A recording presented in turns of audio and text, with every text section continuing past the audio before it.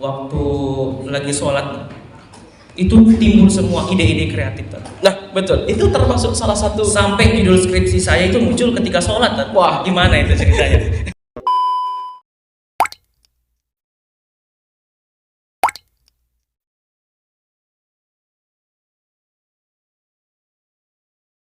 Bismillahirrahmanirrahim. Assalamualaikum warahmatullahi wabarakatuh. Hadirin wal hadirat yang insyaallah dirahmati oleh Allah Subhanahu wa taala. Insyaallah pada malam hari ini kami atau kakak dari Sekolah Tinggi Ilmu Tarbiyah Syamsul Ma'arif Bontang sedang melaksanakan kuliah kerja lapangan. Jadi insyaallah pada hari ini ya, kakak ingin menyampaikan terkait ya, seperti bisa dilihat di depan, ngopi. Apa itu ngopi? Ngobrol pintar Islami ya. Terkait tentang apa? Hidup sehat dengan sholat ya. Baik pemirsa, dimanapun Anda berada, setiap insan pasti ingin hidup sehat, baik secara jasmani, terlebih-lebih secara rohani. Oleh karena itu, acara Isra Mi'raj malam ini kita kemas dengan ngopi. Ngobrol pintar Islami dengan tema hidup sehat dengan sholat. Oleh karena itu, pada malam hari ini kita akan panggilkan seorang mahasiswa juga. Kebetulan beliau ini sudah terkenal ya. Beliau bernama Ustadz Syafrai MW. Nah, beliau ini kebetulan juga sedang melaksanakan KKL, berada di semester 8 sama seperti Ana. Maka dari itu kita sambut Ustadz Syafrai MW. Pada beliau kami persilahkan. Gimana Ustadz kabarnya? Insyaallah. Alhamdulillah. Alhamdulillah. Oke, baik Ustadz. Ini kan ada pepatah mengatakan tak kenal maka tak sayang ya. Tak kenal maka tak sayang. Mungkin pemirsa yang di rumah juga belum kenal dengan jenengan ya. Belum kenal dengan jenengan, dan kebetulan saya juga tadi lupa untuk memperkenalkan diri saya ya. Perkenalkan, nama saya Muhammad Rafli Alif Akbar, mahasiswa semester 8 Sekolah Tinggi Ilmu Tarbiyah Syamsul Ma'arif Bontang. Dan yang ada di samping saya adalah Syafrai MW Ustaz ya. Iya, betul. MW yang ada di kepala saya, MW itu Ustaz mawaddah warahmah mungkin ya. Tapi mungkin untuk kita lebih tahu lagi terkait MW itu apa sih, mungkin jenengan bisa langsung menjelaskan terkait itu Ustaz. Baik, terima kasih Ustaz. Sebenarnya MW itu nama bapak saya. Oke. Itu Munawi. Ya, karena di pesantren, di kampus saya dikenal dengan orang yang paling suka humoris ya. Orang yang paling bisa dikatakan suka bercanda, suka ribut di kelas. Dan saya salah satu mahasiswa yang bisa dibilang ketika dibully, ketika di apa, saya tidak pernah tidak pernah marah begitu. Dan saya balas dengan senyuman saja. Makanya teman-teman di kampus, di pesantren itu memberikan julukan MW itu mawaddah warahmah, seperti yang antum katakan tadi. Mungkin itu tentang MW. Nah, Ustaz, mungkin masih banyak yang bertanya-tanya nih Ustadz ya.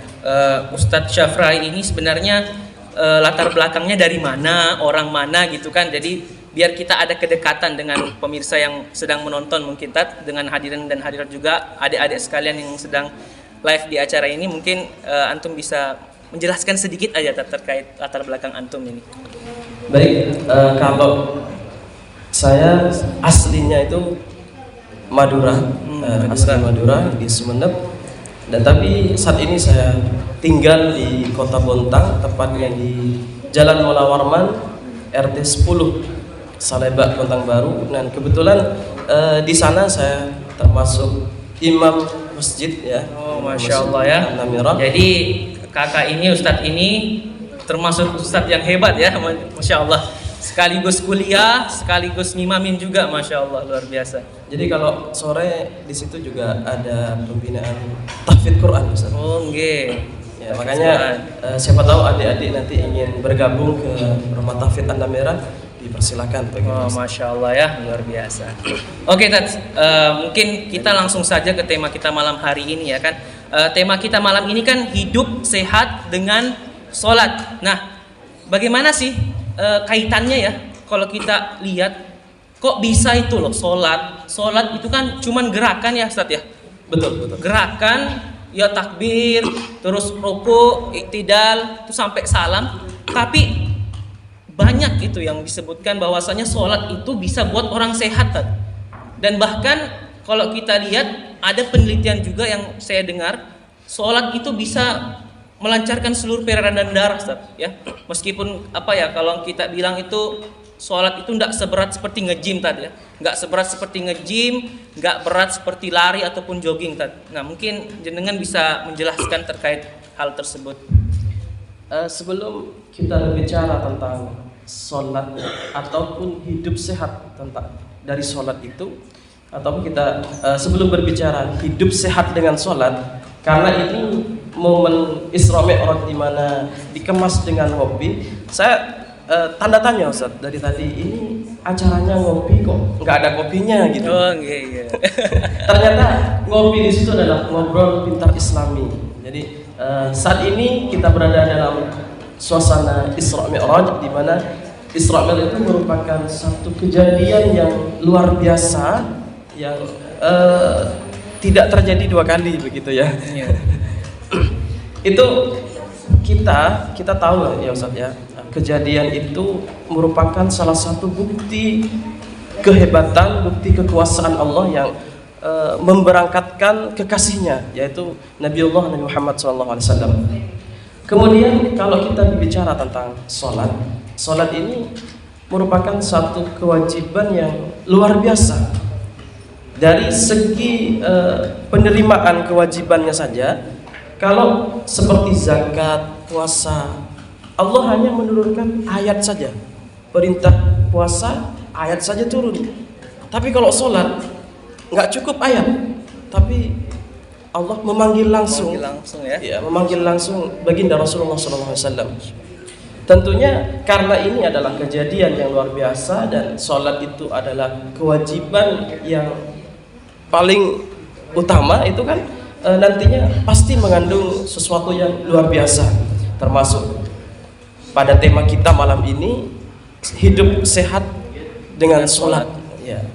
Banyak Ustaz orang-orang itu mengatakan kalau pengen sehat istirahat yang cukup, ya, kalau pengen sehat minum ini, minum ini. Minum wedang jahe. Wah, betul. Tapi begini Ustaz, sehat di situ ada dua, ada sehat secara jasmani, ada sehat secara rohani. Kita kalau cuma minum wedang jahe, oke lah, sehat secara jasmani. Tapi belum tentu sehat secara rohaninya. Nah, maka dengan sholat, dengan tema kita malam ini kami ingin kita itu sehat dua-duanya, begitu Ustaz. Sehat secara jasmani, lebih-lebih sehat secara rohani, begitu. Oleh karena itu, sehingga banyak orang mengatakan itu sholat ini bukan lagi sebuah kewajiban, tapi sudah kebutuhan, begitu Ustaz. Jadi kalau orang yang betul-betul sholatnya khusyuk, ini bukan lagi sebuah kewajiban, tapi sudah kebutuhan, begitu. Jadi kalau tidak sholat dia merasa gimana gitu, karena bukan hanya sekedar kewajiban, tapi sebuah kebutuhan, mungkin begitu Ustaz. Ini juga Ustaz, ada yang mengatakan sholat itu bisa bermanfaat jika sholatnya benar atau sholatnya sesuai dengan apa yang ditunjukkan oleh Rasulullah dari cara gerakan dan lain sebagainya. Mungkin betul Ustaz bisa jelaskan terkait itu, mungkin gimana? Jadi pertamanya begini Ustaz, sebenarnya sholat itu berat. Iya, betul. Berat, luar biasa beratnya. Iya. Apalagi subuh itu. Apalagi subuh berat sekali. Iya. Karena begini, ketika masuk waktu sholat itu iblis itu ngutus tentaranya untuk ini membisikkan sebuah kesibukan kepada manusia yang hendak melakukan sholat. Jadi angan-angannya diisi dengan kesibukan, sehingga dia berpikir akan mengakhirkan sholat. Nah, ketika sudah iblis ini tidak berhasil membuat seseorang itu mengakhirkan sholat, maka iblis ini pakai cara lain, yaitu mengganggu kekhusyuannya, mengganggu rukuknya, sujudnya diganggu, nanti bacaannya diganggu. Kadang kita kalau punya sesuatu hilang, kita susah nyarinya. Tapi begitu sholat ketemu.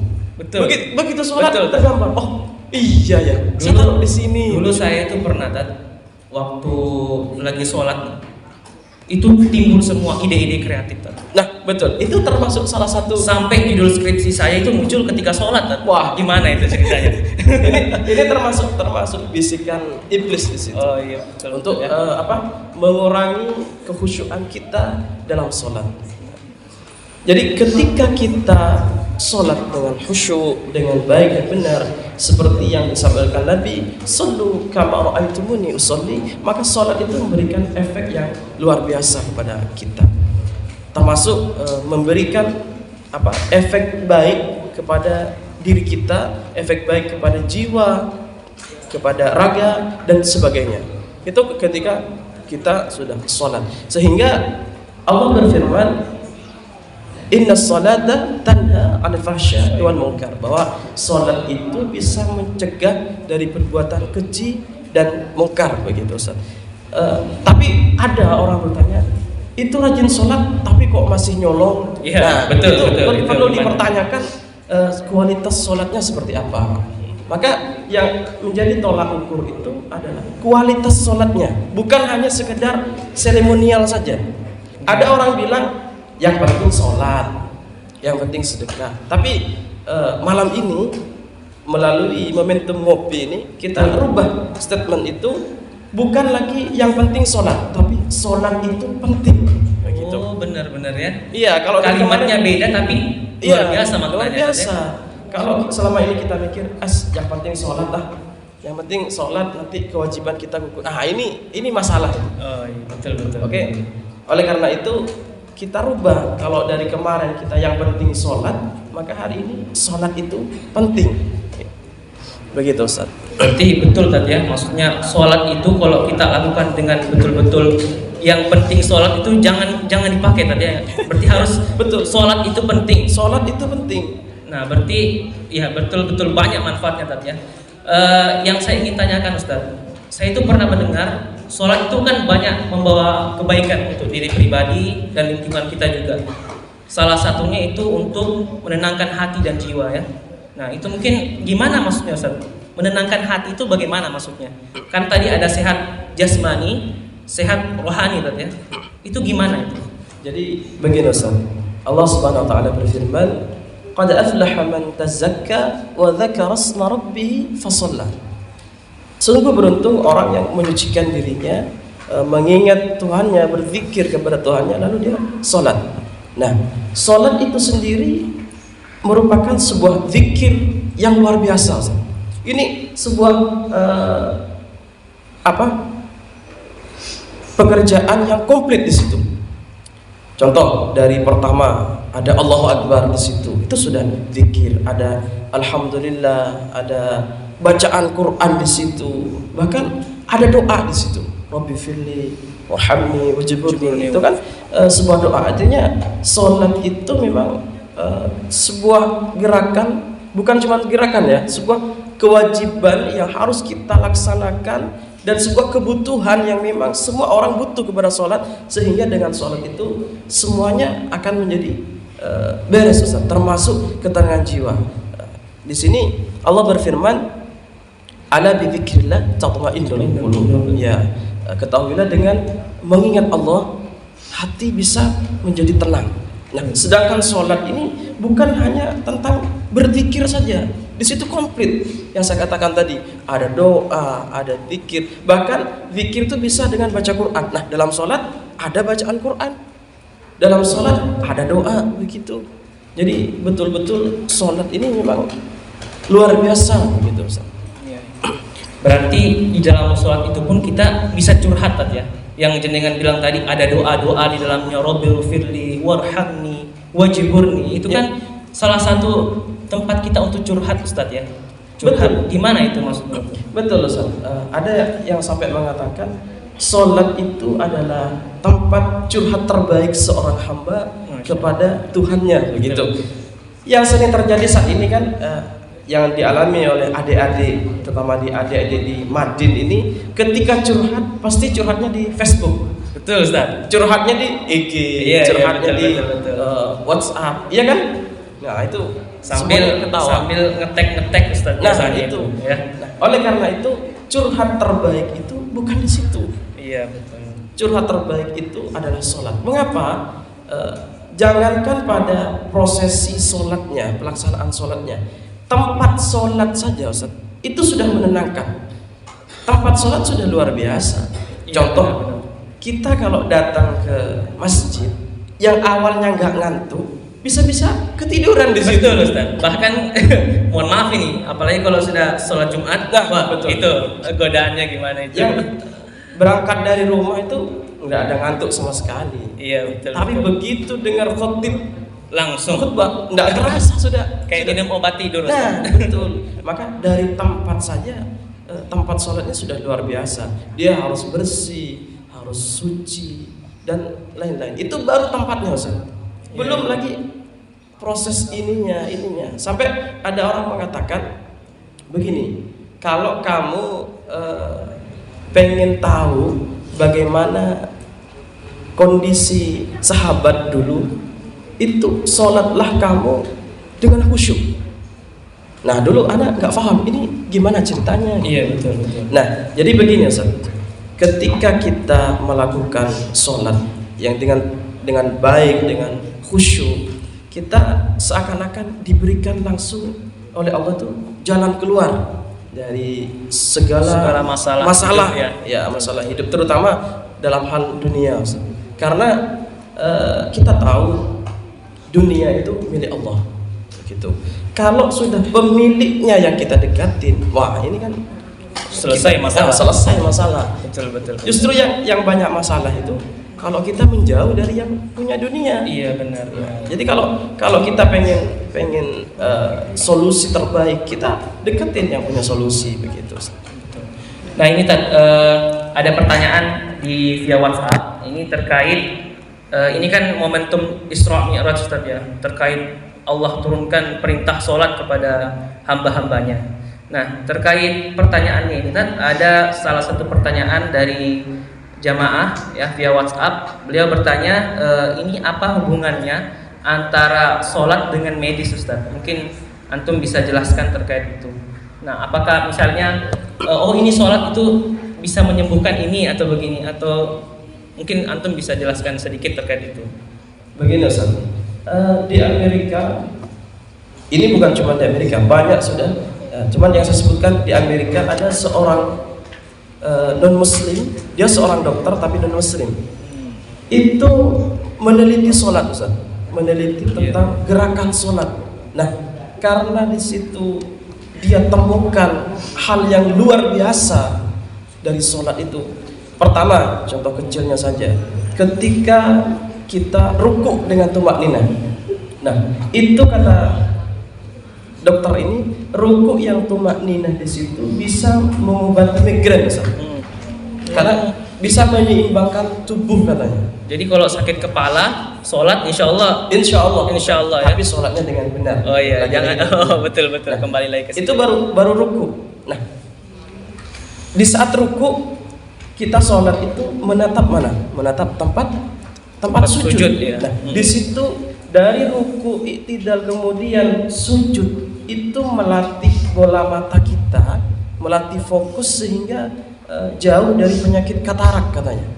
Oh, masya Allah ya. Iya, luar biasa. Jadi beliau yang asalnya non Muslim itu, jadi bisa mu'alaf, bisa masuk Islam gara-gara neliti gerakan sholat yang awalnya dia apa sih kok gerakan sholat kok gini kok semuanya kayak gini. Terus dia berpikir begini, satu ketika dia tidak sengaja datang satu musola, di situ banyak orang sholat berjamaah. Dia bertanya-tanya, nah non kan Iya, betul. Bertanya-tanya, kenapa sih yang satu ruku, yang belakang ikut ruku semua? Iya, kayak Nah, kompak gitu. Iya, Ustaz, ya. kompak itu. Ternyata dia ini bisa memberikan sebuah kesimpulan begini. Ternyata sholat berjamaah itu bisa mengajarkan kita solidaritas yang tinggi. Betul, betul. Nah, Iya. dan ketika dia sudah Muslim, dia mengatakan ternyata dengan sholat semua akan menjadi jauh lebih baik dari sebelum saya masuk Islam, begitu. Karena ketika sholat berjamaah, yang awalnya kita kan sering merasa, oh saya loh orang paling hebat.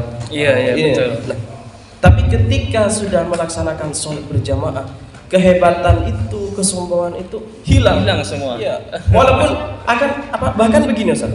Imamnya misalkan si A, Iya, kita betul. ternyata imamnya musuh kita. Ada masalah pernah Iya, ada musuh kita.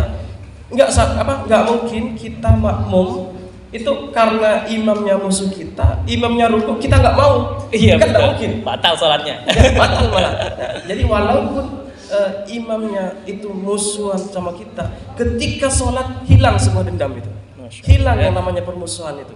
Itu semua berkat sholat Ustaz. Jadi lagi-lagi sholat ini luar biasa pokoknya. Luar biasa. Jadi bukan hanya tentang menyehatkan secara fisik, tapi juga menyehatkan secara jiwa begitu. Iya. Sehingga banyak orang mengatakan kalau pengen hidupnya baik maka perbaiki sholatmu. sholat, betul. Ustaz, Iya, perbaiki sholatmu, niscaya Allah akan perbaiki hidupmu. Masya Allah, luar biasa ya pemirsa dan juga santri dan santriwati ya yang insya Allah dirahmati oleh Allah. Baik, Masya Allah tadi terima kasih banyak Ustadz sudah disampaikan terkait sholat itu luar biasa manfaatnya dari A sampai Z lengkap semua ya.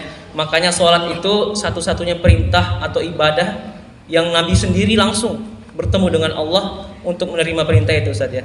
Ya, ini sedikit saya tambah Ustaz. Oh ya, monggo. Dari saking pentingnya sholat Ustaz, orang yang sakit nggak bisa berdiri tetap harus sholat dengan Iya, betul. duduk, nggak bisa Betul, duduk betul. masih ini, nggak bisa lagi harus sampai pada akhirnya isyarat.